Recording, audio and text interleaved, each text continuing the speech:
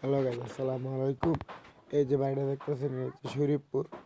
আমাদের পাশের গ্রামে। আমার বাড়ি হচ্ছে লালপুর নয়াগাঁও, ব্রাহ্মণবাড়িয়া জেলা। আমার বাড়ি আশুগঞ্জ থানা। এটা হচ্ছে কাঠকরিয়া টিনের। এটা ভিতর বাইরে সব দিক দিয়ে রং হইব।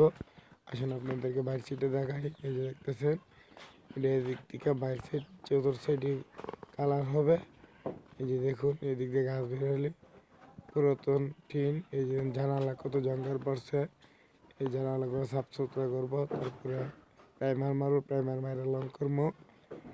তার আগে আপনারা দেখাই, চলুন যে সামনে দিয়া ভিতর দিয়ে দেখাই আপনাদেরকে কি অবস্থা ছিল ঘর। এই যে দেখুন পরিবেশ,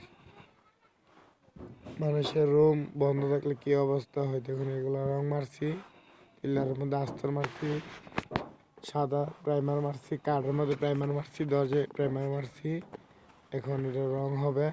দরজার কাঠালি কালার, বেড়ার মধ্যে ফ্রেশ কালার, পাল্লার মধ্যে হবে সবুজ কালার, আর এই চিপটির মধ্যে 2 কালার হবে। এই যে দেখুন, আপনাদেরকে ভালো করে দেখাই ঘুরে। এই যে ভালো করে দেখেন। আপনারা তো অনেকে অনেক ধরনের রং পছন্দ করেন, আর কোন কালার পছন্দ কমেন্টে জানাইবেন। আর এই যে দেখুন বাইরে কি মধ্যে অনেকে বলে কেন আমাদের একদিন স্প্রে মারে। ভাই স্প্রে রং বেশি দিন টিকসই করে না, হাতে মারলে অনেক দিন টিকসই করে। হয়তো হাতে মারলে একটু সময় নেই, মজুরি রেটে বেশি লাগে। স্প্রে মারলে একজনে একদিনে মাইরালা 2-3-4।